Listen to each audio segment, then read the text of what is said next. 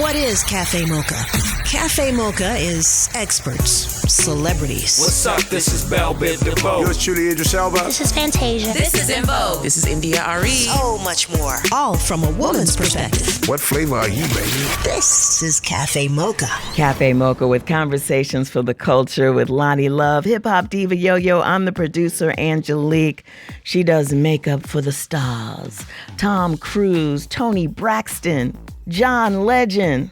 Plus, she's got her own line of makeup called Glamazon. We're talking to beauty entrepreneur Kim Baker coming up on Cafe Mocha. We talked to him earlier in the year, before the tour, before he went number one. Kevin Ross is on the line. Love in the Middle recently hit number one on Billboard's R&B chart. Welcome back, Mr. Number One. Hey, thank you guys for having me. I really appreciate it. Mr. Number One with the baby in the back, huh? So we got a baby in the back. That's right. Absolutely. Family first, and everything second. That's right. So, I appreciate you guys so much for having me. We stand on that. We wanted to talk about you've been on tour. Remind our listeners again, who's on tour with you and how's this tour going? Well, this is a solo dolo tour, to be honest with you. We have done the Love of Tempo tour. We have reached the cities of Chicago, Atlanta, New York City, Philly, Pittsburgh. We're doing KC at the end of the month, and touching a couple of other cities before the end of the year. And then we have an album, Love of Tempo Max. So I'm super excited. Wow. You know, Love in the Middle recently hit number one. Congratulations on the Billboard Adult Thank you. R&B chart. And the last time you were here, you talked about being an independent artist. So, you know, this number one single must be extra sweet since, you know, you don't have a huge label behind you. Oh, yeah. This is under my imprint, Art Society Music Group. So I'm super duper ecstatic about it. My first number one as an indie. The last number one that I had just at all was about 7 or 8 years ago with a record that I had called Long Song Away.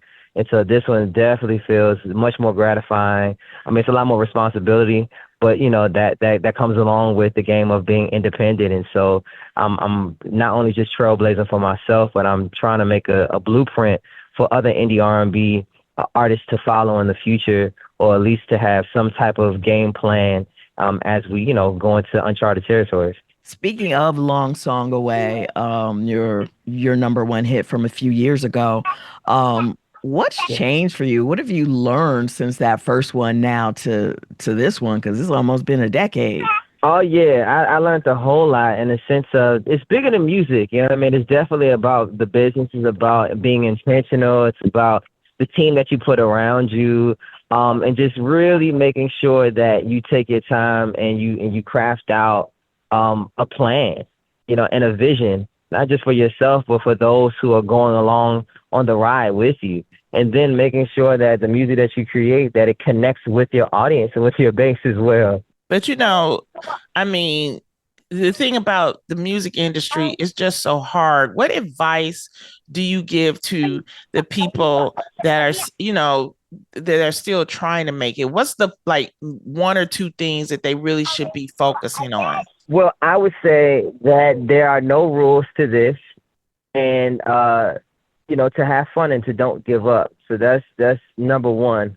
But then also you have to know what making it means to you, because making it is a very ethereal thing with no defining moment or no defining piece to it. And so I think that's what happens as far as within the music industry or any industry for that matter, is that people are just say, you know, make it. And it's like, until you figure out what making it is to you, making it for me was making sure that music became a career. So you know, I don't have to bust tables or serve pieces or anything like that. I make music, you know, 100% of the time, and it's a blessing. I don't take it for granted. And so for that, that's what making it meant to me. But making it could mean something different to each and every one of us. And so if you're clear on that, then when opportunities come your way, if it doesn't align, you can say no easier instead of, you know, losing sleep at night because you're chasing this insatiable beast. And you know what? A lot of people say, you know, artistry, that, you know, it seems fun. You're on the inside, people are on the outside. Everybody wants to be in it, like Lonnie said, and it is something you dream about. How do you say making it a part of your business? What are the slow days for you, and how do you keep the drive alive? Like, that's what a lot of people ask me. How do I keep my drive alive when I've made this my day-to-day? Yeah, I mean, I think that the big thing, especially when you've made it your day-to-day, and it's those slow days or those kind of like what we call the valleys of it, the ebbs and the flows. What motivates me in particular is just the fact that there's an audience that's out there that is not being serviced as consistently as they, properly should. And so it becomes bigger than me. It becomes about to say, okay, if I'm not creating, then they're not being served, or, they're being sonically led astray, or deprived in that way. And even if that's something that I'm just kind of making up in my head, it's definitely something that I can at least grab onto to say, you know what, like, even though this may not feel like things are clicking right now, or, I'm not as inspired as I may be, I always operate from out of a void too. And so I feel like I can never be uninspired because I'm always listening to music to say, okay, this is what I want to hear from certain artists. And when I don't hear it, then it creates these gaps and these voids that I can easily fill in. And so that's kind of how I keep the engine going and keep the motor going as well when things don't seem to be clicking. It's Cafe Mocha. On the line, singer Kevin Ross. His new #1 single is called Love in the Middle. And, Kevin, fans want to know, are you more of a hopeless romantic in real life, or do you leave all the love songs on stage? I leave it all on stage. I leave it. I'm not even going to lie to you. Good answer. I got a lot of love, you know what I mean? But at the end of the day, we're going to leave it on that stage for sure. I love it. Ain't no cherries, No. Ain't walking around with cherries, putting them in different, strange, random women's mouths. Nothing wrong with that. But... no, don't do our guy like that. Oh gosh, getting people in trouble with them damn cherries. Okay, Oh Lord. Touring can be hectic. So, what's one thing from home you can't live without when you're traveling? My phone, because that's the way that I get to connect with my baby boy, my wifey, and so they really keep me grounded. So without that, I'm just a mess, and without that, I can let my ego lead the way, and that ain't something that I want.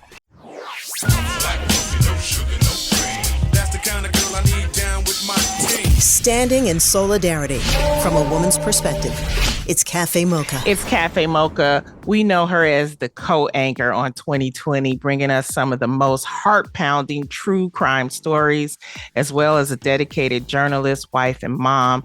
But Deborah Roberts is also a New York Times bestselling author, and she's got a new book out that focuses entirely on that sisterly bond titled Sisters, Love and Treasure. I am so happy to have you join us on Cafe Mocha. Hey, Miss Roberts. First time. Hey, guys. Oh, my God. Well, I am just delighted. I'm thrilled to be a part of this and to join you guys. And I love the name, Cafe Mocha. It just makes me feel warm and cozy.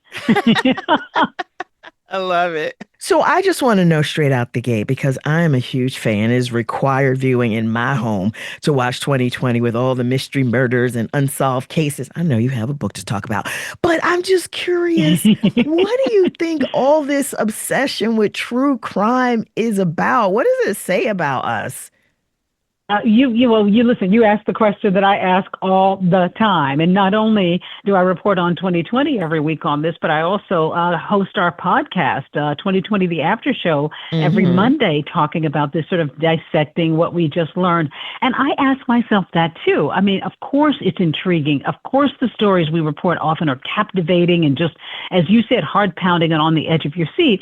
But I'm thinking to myself, oh my gosh, I am stunned when women a lot of women, probably mostly women, come up to me and say, I can't wait for this week's episode, or last week, I knew it. I so appreciate you're doing this. I love the reporting and so forth. And I'm thinking, okay, now what is that saying about you? But, I think more than anything, I would like to think it's the way we present the stories. I think on 2020, because we do have a history of storytelling and really sort of getting into the heart of matters. And also from a very human perspective, we never lose sight of the fact that there are victims here and there are families and that there are lives that have been affected and, just obviously impacted in a very horrible way. And I think for me, I approach each one of these reports like that. When I'm connecting with a mom who might have lost a daughter or a spouse who has lost the other one for whatever reasons, I approach it as these are people, these are human beings. And I think that people are obsessed not so much with the gore of the crime, but just the untangling, the investigation. How did they put it together? How did they determine? Did I know from the very beginning? And I think women just really love detail like that. You know, we've always been those types of creatures.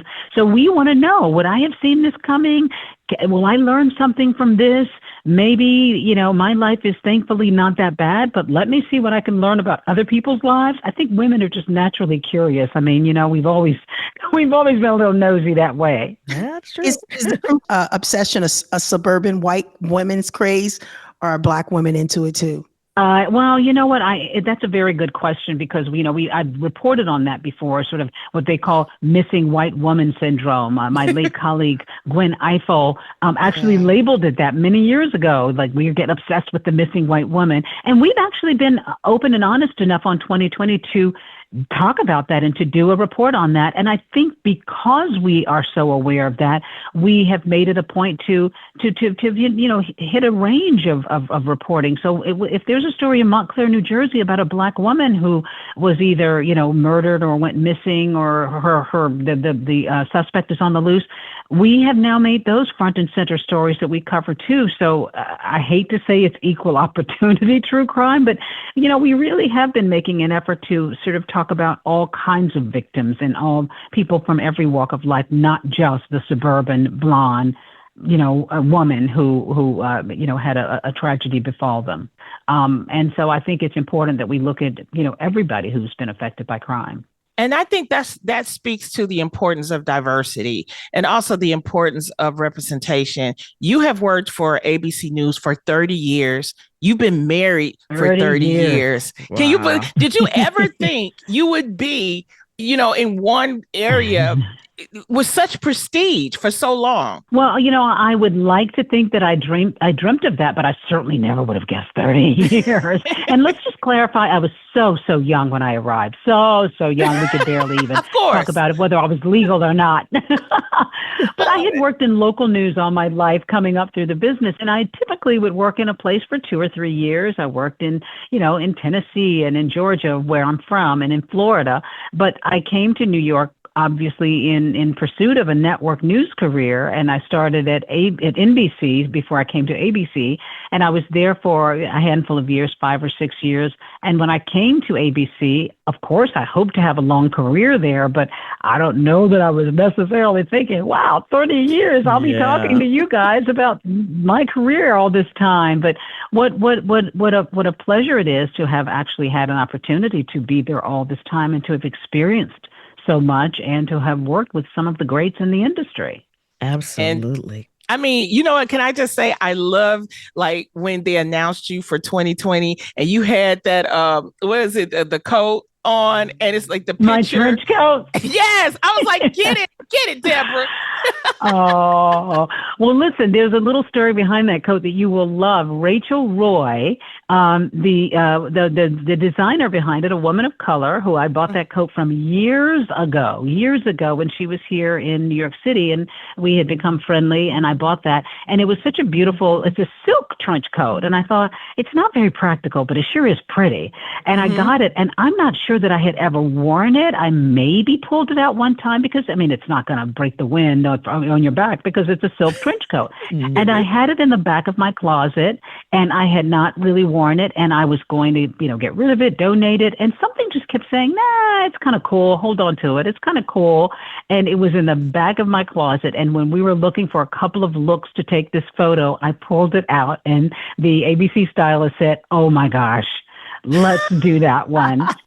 And that wound up being the shot. Isn't that funny? I love it. I love that coat. I love Right. the look. You and David, it's like, y'all some bad. It's like, I love it. Oh my gosh, that is exactly the expression one of the PR gals said. She said, Deborah, you have to use this. I said, I don't know. It doesn't look like my style. She goes, no, you look bad in this. I love it. Love So it. there you go. There's my bad look. It's Cafe Mocha. We're on the line with Deborah Roberts of ABC News 2020 and the 2020 After Show podcast. But you have come here to talk about your book that Cafe Mocha listeners are going to love. It's called Sisters Loved and Treasured. Can you talk about the book and the sisterhood that has sort of helped you through this 30-year career at ABC? Can I ever? Oh my gosh. I love talking, number one, about the book. And I also love talking sisterhood. And I have to tell you, this book has sort of opened up pathways and conversations that I never really probably expected because, it started off being about biological sisters. I'm from a large family. I grew up with 6 sisters, if you can believe it, 6 sisters. And there was a lot of sisterhood in my family. But again, we ran the gamut from my youngest sister is 5 years older than I am. The oldest sister was probably, 15 years older than I was. And so the age range made it very interesting about how we sort of cycled in and out of not only the house, but each other's lives. Somebody was off to college. Somebody was working a job. Somebody was being born. And so we have all these different types of connections and being curious, of course, and that's part of what fuels me, I think, in everything I do, whether it's journalism or whether it's, in this case, writing a book. I was really curious about relationships and sisters. And, they say you write about what you know. And what I know is family, siblings, and certainly sisters. So I wanted to explore the sister connection. I, as an adult, felt that my sister connection with my biological sisters was starting to fray just a little bit. We weren't all as connected. We didn't talk as often as we used to. My youngest sister and I sometimes would butt heads. And, we weren't all really, I just remembered us being a lot more connected when I was younger.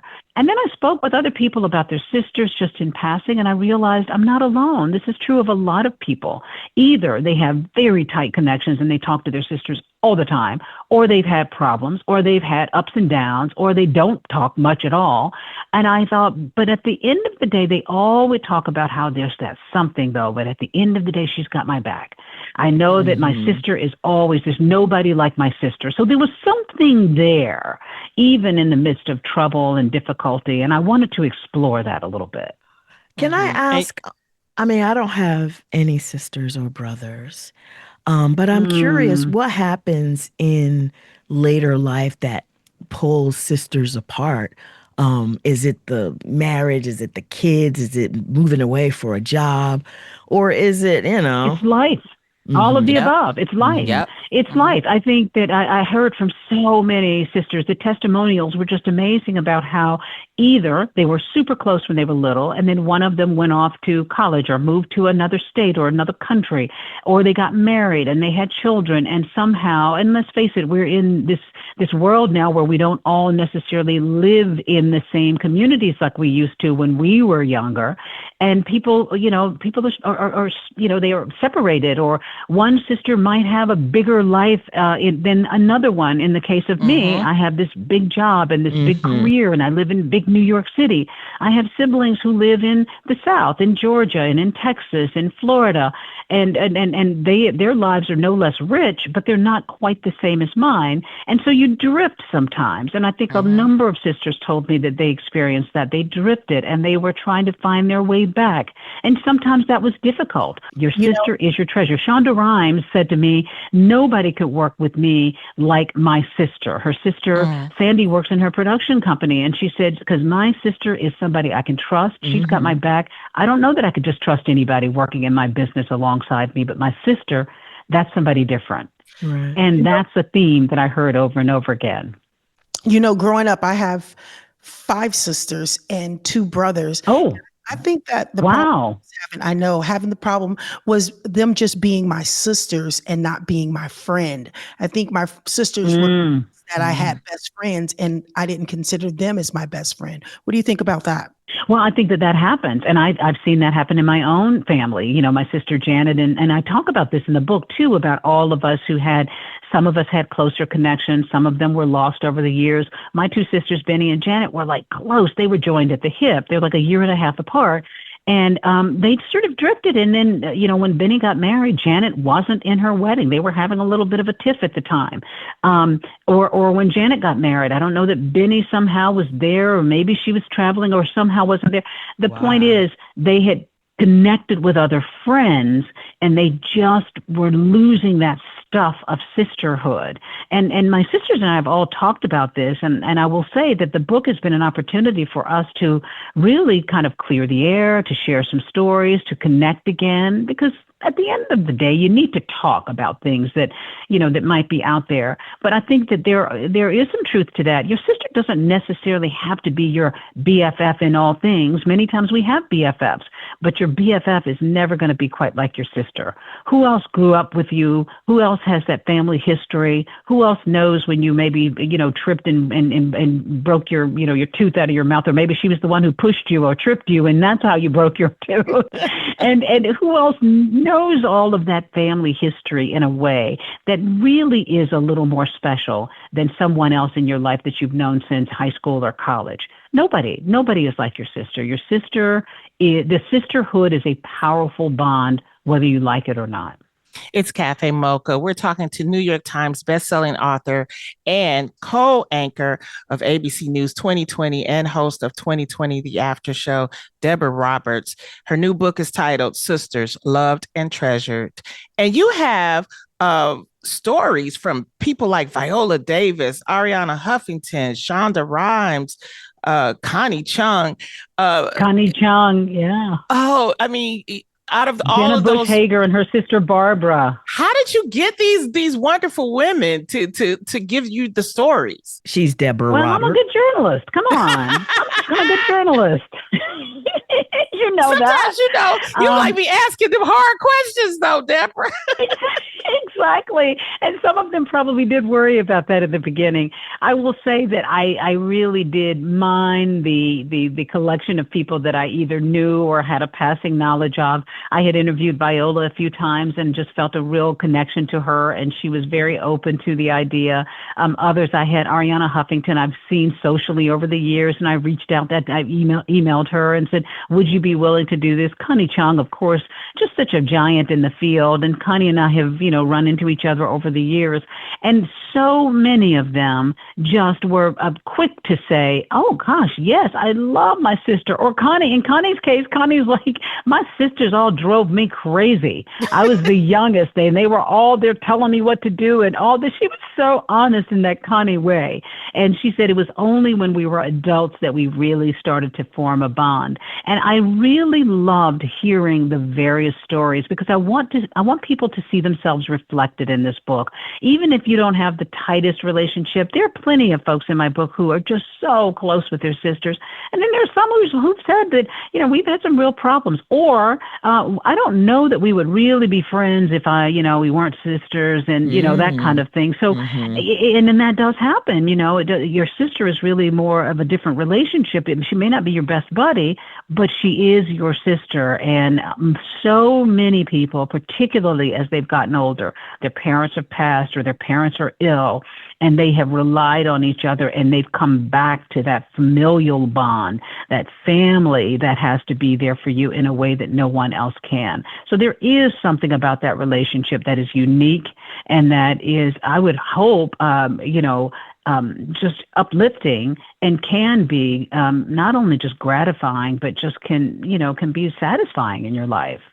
Definitely is. Be sure to pick up the book, Sisters Loved and Treasured. It's available right now. And you can see more of Deborah on ABC's 2020 Friday nights and streaming the next day on Hulu and Disney Plus. You can also hear more on the 2020 podcast that she hosts called The After Show, available wherever you get your podcasts. Thank you so much, Ms. Roberts. Always a pleasure. Take care, guys. Thank you. Bye-bye. On the way, award-winning makeup artist and Glamazon founder, Kim Baker. We're at Cafe Mocha Radio. Socially savvy on Facebook, Instagram, and Twitter. Serving up more Cafe Mocha on the way. UNITY, UNITY, that's a unity. It's Cafe Mocha. It's Cafe Mocha. We're on the line with makeup entrepreneur and founder of Glamazon, Kim Baker. And she is going to be in our chic boutique. The wonderful, the lovely, the beautiful Kim Baker. Hey, Kim. Hello. Hi, beautiful ladies. How are you? Oh, we are so excited that you are part of the Chic Boutique family. You're an award-winning makeup artist, entrepreneur, and you're a pioneer in the plus-size modeling industry. What made you want to start Glamazon Beauty? I got tired of feeling overlooked as a dark-skinned Black woman, and I got tired of the way when foundations were made for us, the people who made it didn't know what they were doing. They didn't understand that our skin is multidimensional and we have undertones and all the things, So my mother always told me, if you want something done right, do it yourself. And so what is Glamazon Beauty for our listeners? Glamazon Beauty is a makeup brand that allows you to wear makeup today, and it also conforms to who you'll be tomorrow. So meaning there's not going to be any, we're not about trends. We're about making you look like the best version of yourself. Mm-hmm. Now, how did you come up with creating the different formulas for Black skin? It was just about, so I used to work for a brand called, it was an Estee Lauder brand called Prescriptives. And I don't know if you guys remember this brand, but you had the custom mix foundations and I was exceptionally good at it. And it was because I understood color theory. And so, during that time, that brand was way before its time.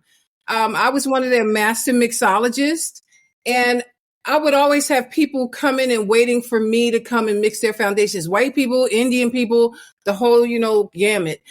I just completely understood our undertones where a lot of people don't, or didn't at that time. Speaking of undertones, I just put a little bit of that in my eyes, girl. Did you see it lifted? I'm getting lifted over here. I mean, you started in this industry so young. Do you have that Amazon product? Do you see me adding my... Yes, I'm over here. Do you see it? Just lift my eyes up. Oh my God. You started so young. Can you talk about what it was like to be young, plus size and into fashion at such a young age? I mean, how did, to gain that respect? Well, when I started, I was a straight size model. I was with a agency called Beth Ann Hardison. I'm sure you probably know who Beth Ann is. She's a legendary former model. She started an agency. And then I joined her straight out of high school. So at that time, I was like a size 2-4.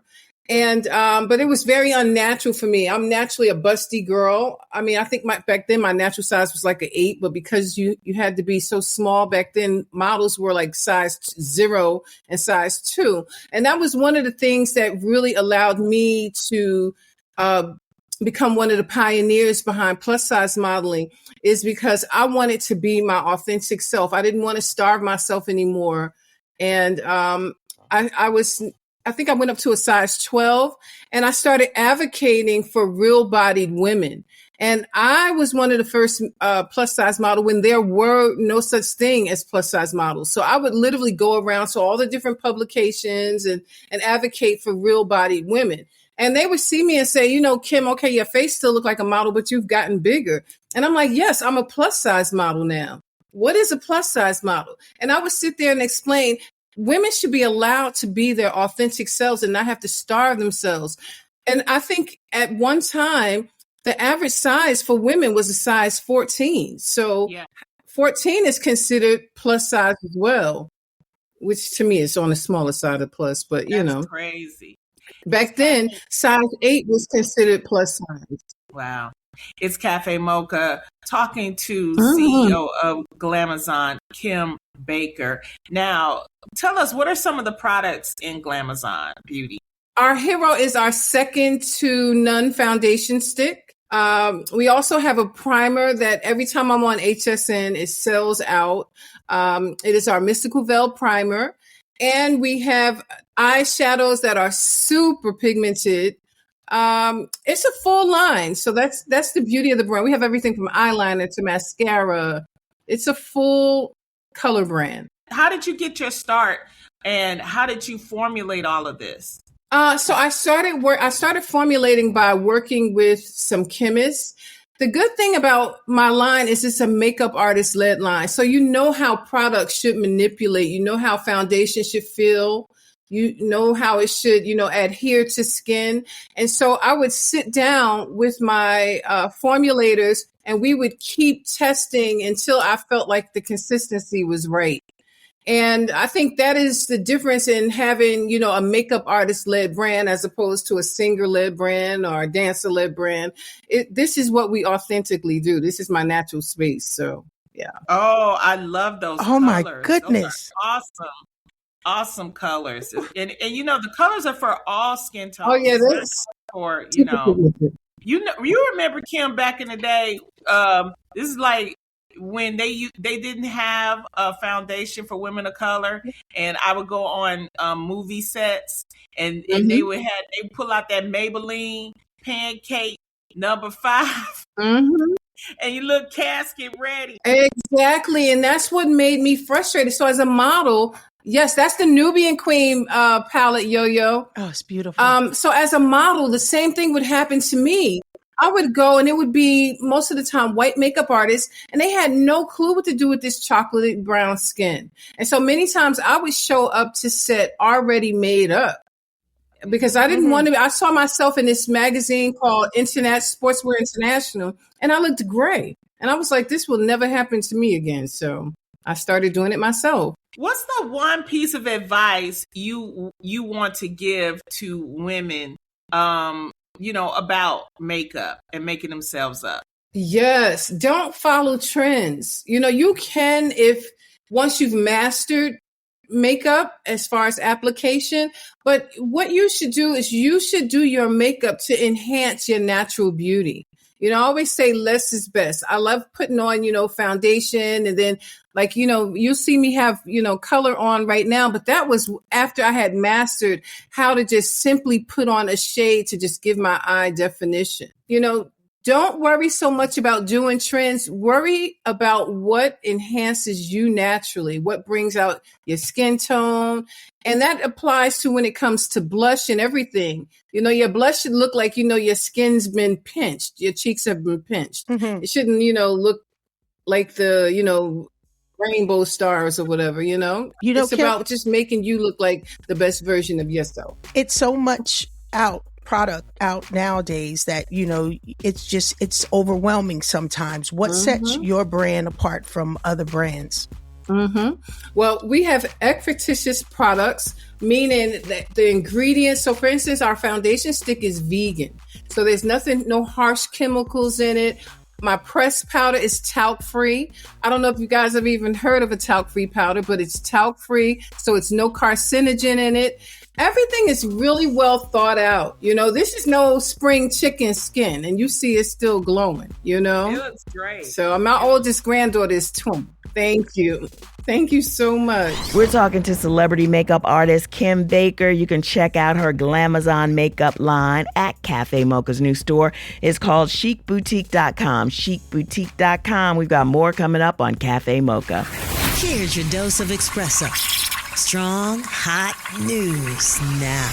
This is the Espresso. Southern states are ripping away voting rights and getting rid of black members of the Senate and Congress. Kamala Harris says it's time to step up. And it is about protest. It is about marching. It is about speaking up. But I will also say that we need new ideas that are about being bold, and yes, it may be about assuming some risk. Speaking of risk, NAACP wants athletes to turn down scholarships to white Southern schools. Folks say it's too much to ask. Sonny Hostin thinks it can work. So we're talking about 13 schools. These kids are the top of the top. And so they're going to have a lot of other choices. If you think about Ole Miss, it was a running back. His name was Kylan Hill. You know, Ole Miss brings in a lot of money. He vowed not to play unless the state changed its Confederate flag. The Confederate flag came down months later. Okay. And Scary Movie is out, and guess who Kim Wayans is playing? I'm playing Nurse Ratched. You might not necessarily make it out of the hospital room if Nurse Ratched is looking out for you. That's the Espresso. UNITY, UNITY, that's a unity. It's Cafe Mocha. Cafe Mocha. I'm Angelique along with Yo-Yo, Lonnie Love. We're talking to makeup entrepreneur Kim Baker. Let's get back to it. I put so much love into this brand, and not to mention money. But, you know, I put so much love in just making sure that everything performed, you know, to high performance. And this, you know, August, I'm launching into a big box retailer, over 600 stores nationwide, and it'll be available to everyone. I like this concealer. It goes on very nice. You don't need much. Yeah. And it's blending right into my skin. I know I'm such a, you can tell what type of girl I was, huh? Just to play in the makeup. I'd love to try it. Yes, I would love to be your makeup Yo-Yo. And you too, Lonnie. I would love to, you know, at some point, do you guys makeup so you can experience and walk you through the brand. Well, hopefully with Chic Boutique that we just started here at Cafe Mocha, maybe we can have like a vendor day or something like that. But we are excited to have Glamazon Beauty as one of our products. So you all check out Glamazon Beauty at chicboutique.com and get your skin right. Get that look going. It's almost summer, ladies. That's right. Listen, if you're like me and you love to play in makeup and you do not want to have to pay the high price, my big thing is finding a good quality makeup line like Glamazon Beauty. Like Glamazon Beauty. Those pigments in that eyeshadow palette are insane. Listen. Yeah. I'm in. Well, thank you, Kim Baker, for your time, and thank you for allowing us to put your product, Glamazon Beauty, in our Chic Boutique. Check it out to all the listeners of Cafe Mocha. We love you, Kim. Take care. My color pink. Thank you. Love you too. Thank you, ladies. We've been talking to Kim Baker. Her line is called Glamazon. And of course, you know, she had to send us some of the product. I love her foundation makeup stick. I mean, first of all, you could throw it in your bag and it's not going to get everything all messy. But more importantly, it fits my skin tone perfectly. Covers all those little dark spots better than any of the makeup stuff I have in my makeup bag right now. And it looks really natural. You can check out the Glamazon Foundation Stick by going to our chicboutique.com. UNITY, that's a unity. It's Cafe Mocha. Cafe Mocha. I'm Angelique along with Yo-Yo, Lonnie Love. We're talking to makeup entrepreneur Kim Baker. Let's get back to it. I put so much love into this brand, and not to mention money. But, you know, I put so much love in just making sure that everything performed, you know, to high performance. And this, you know, August, I'm launching into a big box retailer, over 600 stores nationwide, and it'll be available to everyone. I like this concealer. It goes on very nice. You don't need much. Yeah. And it's blending right into my skin. I know I'm such a, you can tell what type of girl I was, huh? Just to play in the makeup. I'd love to try it. Yes, I would love to be your makeup Yo-Yo. And you too, Lonnie. I would love to, you know, at some point, do you guys makeup so you can experience and walk you through the brand. Well, hopefully with Chic Boutique that we just started here at Cafe Mocha, maybe we can have like a vendor day or something like that. But we are excited to have Glamazon Beauty as one of our products. So you all check out Glamazon Beauty at chicboutique.com and get your skin right. Get that look going. It's almost summer, ladies. That's Come right. on. Listen, if you're like me and you love to play in makeup and you do not want to have to pay the high price, my big thing is finding a good quality makeup line like Glamazon Beauty. Like Glamazon Beauty. Those pigments in that eyeshadow palette are insane. Listen. Yeah. I'm in. Well, thank you, Kim Baker, for your time, and thank you for allowing us to put your product, Amazon Beauty, in our chic boutique. Check it out to all the listeners of Cafe Mocha. We love you, Kim. Take care. My color pink. Thank you. Love you too. Thank you, ladies. We've been talking to Kim Baker. Her line is called Glamazon. And of course, you know, she had to send us some of the product. I love her foundation makeup stick. I mean, first of all, you could throw it in your bag and it's not going to get everything all messy. But more importantly, it fits my skin tone perfectly. It covers all those little dark spots better than any of the makeup stuff I have in my makeup bag right now. And it looks really natural. You can check out the Glamazon Foundation Stick by going to our chicboutique.com. Want a little more of our flavor? Stay right there. It's Cafe Mocha. Cafe Mocha with Lonnie Love, Yo-Yo, and I'm Angelique. Oh, my God. I think it's very important because, you know, people really, Lonnie, you have this love for, I mean, we talk about Auntie, and that was just another example, but you really have these kids. Tiffany was about to come in here, like she heard your voice. Auntie, I said, hey, we're coming. You know, and Sanaa jumped in this piece like she owns That's this. my boo-boos. They're my two boo-boos. Okay. Like I say, everybody my boo-boo. They are my yeah. It's a satisfaction that you know, I think that we are getting away from having the villages. Yeah. Yep. Mm-hmm. And we gotta bring that back. You know, we gotta and because it's a stress reliever for moms and dads. Yeah. You know, and it gives the kids, you know, another outlet, outlet to go just to. Like you. They have to respect, but they don't feel the pressure over. Exactly. Somebody you feel a little bit more comfortable talking to. Yeah. Ask the auntie questions. What are you doing for school? How's it going? You got a boyfriend? You seeing somebody? You know, all the questions they don't want to say something to mama or daddy. Mm-hmm. But you know, as they get older, Yo, you have to explain certain things to them. Mm-hmm. And I don't know if. Do you do it? Yeah, I do, but you know, I don't know if I'm explaining it right because I give them the real deal. Because the first thing but I do respect the parents. I say, and that's what I was gonna ask. Yeah, I say, what's your mama say? Okay, and I could, you know, tell, and I'm like, okay, look, if I tell you this, don't go back and tell your mama.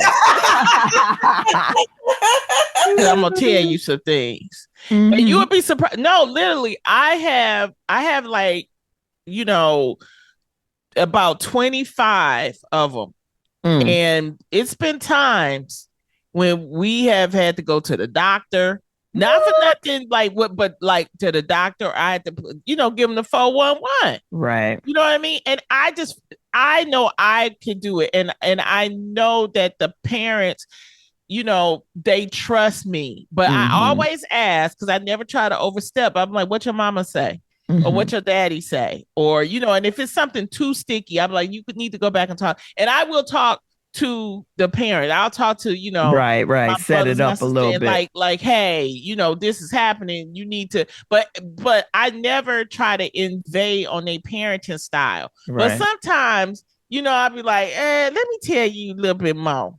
You know what I mean?